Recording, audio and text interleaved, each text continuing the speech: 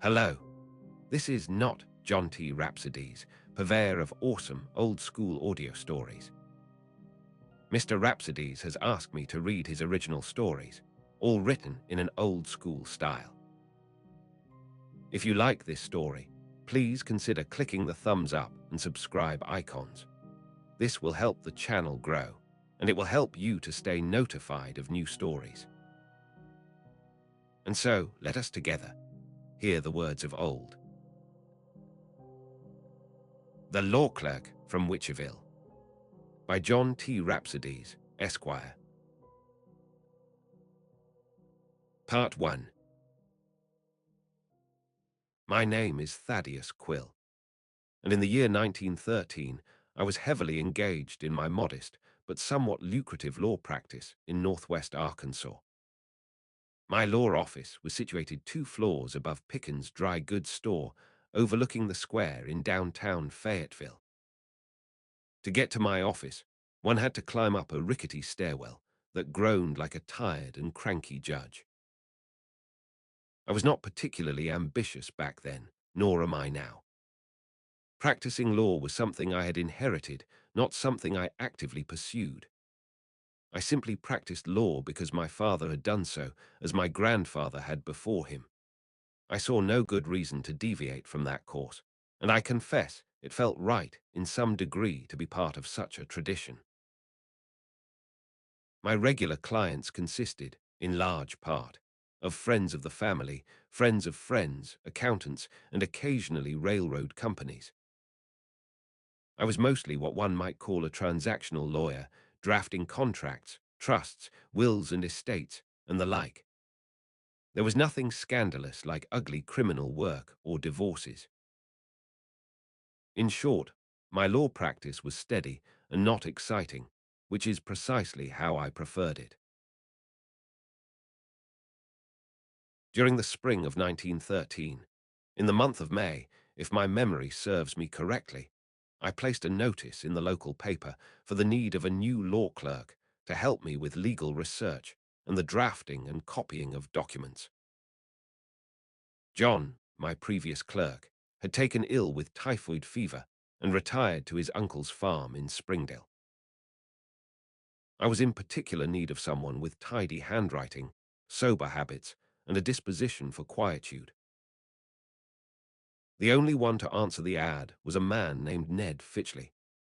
He was above average in height, slightly stooped, and of indeterminate age, perhaps in his late 30s.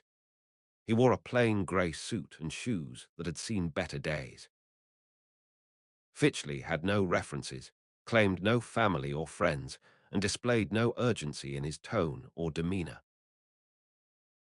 When I set before him a sample contract to copy, however, his pen hand moved with astonishing speed and accuracy. Letters flowed from his fountain pen like a spring-fed creek over smooth stones, measured, graceful, and most importantly, entirely legible. Part 2. For about 3 weeks, Fitchley was the very model of efficiency. He copied sale contracts, deeds, correspondence, and anything and everything that made its way into my law office by courier or postman.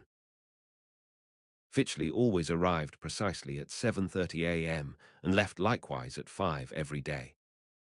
He spoke only when spoken to, but by his own choosing, not my own. Everything seemed in order, and I was looking forward to the ease with which I could lead my legal life with such an efficient law clerk. That is, until one day, Fitchley's peculiar refusals began. I had just finished drafting a will for Mrs. Jane Homan, a wealthy widow with several troublesome nieces.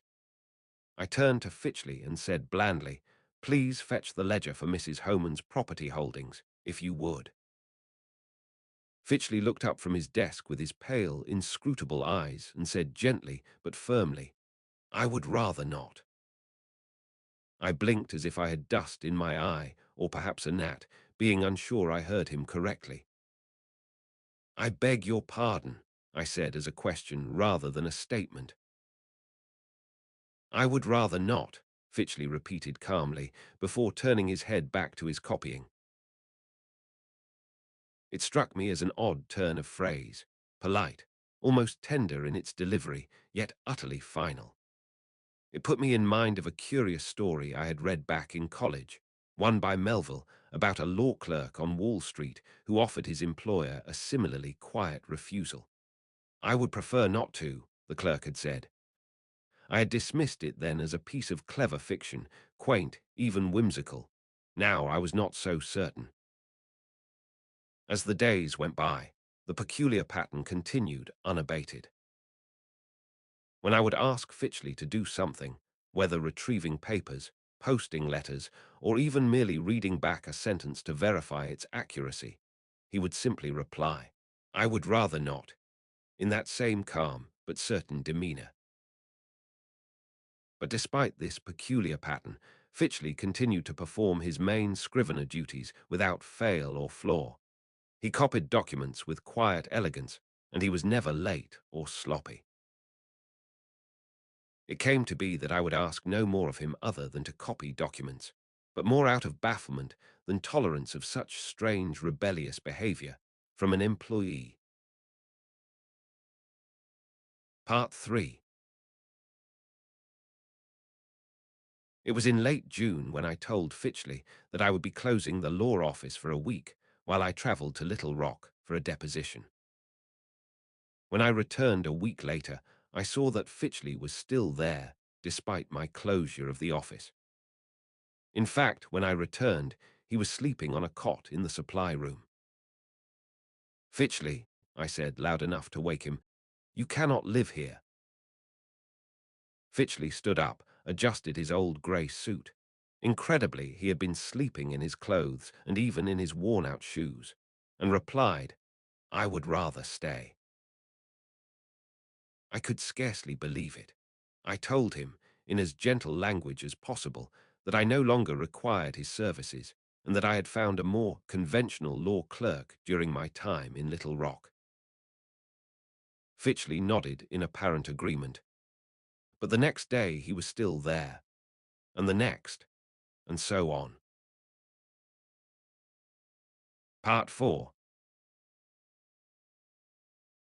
Out of my exasperation, I told my friends of Fitchley's singular behavior, and thus news of Fitchley began to spread like wood smoke on a still morning, thin at first, then curling into every porch, parlour, and pew from Centre Street clear down to the railroad depot. The barber shop whispered about the law clerk who never left my upstairs law office. A porter alleged he heard Fitchley praying in a foreign tongue one night while he was walking by, since the window was open. The postman said that whenever he saw Fitchley walking to the restaurant where he took all his meals, he noticed the man never blinked. Day in and day out, Fitchley continued working in my law office, and night in and night out he slept there despite my orders to leave. I was out of options, and so I enlisted the constable for his aid. However, when we arrived with the intent to remove him, Fitchley was gone. On his desk, between one stack of originals and another stack of copies, lay a single sheet of paper. On that paper was written in his careful, elegant script, "Returned to Witcherville." When I saw the word Witcherville, I recalled a faint memory regarding an old trial that occurred years before I took over my father's firm. It was a case from Witcherville, a small town southwest of Fayetteville, formerly called Salem. I endeavored to search for the records of that trial, and when I found them, I felt instantly cold, like I was wrapped in a blanket of icy wind. In the year 1892, a man was tried in Witcherville for the rare offense of impersonating a judge, though the impersonation consisted less of performance than of continued paperwork. For many years, the man had served as law clerk to Judge Matthew Roth, a man of such pronounced solitude that his absence was often indistinguishable from his presence. Judge Roth, who lived alone and seldom spoke to anyone, spent most of his days in chambers where silence was both strategy and ambience. When he died at his residence, the event passed without knowledge or remark. Days became weeks, and no one inquired or otherwise noticed. Meanwhile, his law clerk simply carried on. He ruled on motions by issuing judicial opinions and orders, all under the name of the late judge, not out of malice or ambition, but inertia, a law clerk's homage to continuity. It was only when a particularly vexed litigant insisted on seeing Judge Roth in the flesh that the fiction collapsed. The law clerk was arrested and released on bond. His demeanor throughout suggested a man merely interrupted, not exposed. At trial, the law clerk refused to testify because, as a lawyer himself, he was well aware of the right to remain silent. But whether his silence was rooted in guilt, principle, or the comfortable habit of not being heard, no one could say. The jury failed to agree one way or another. The prosecutor declined a second attempt.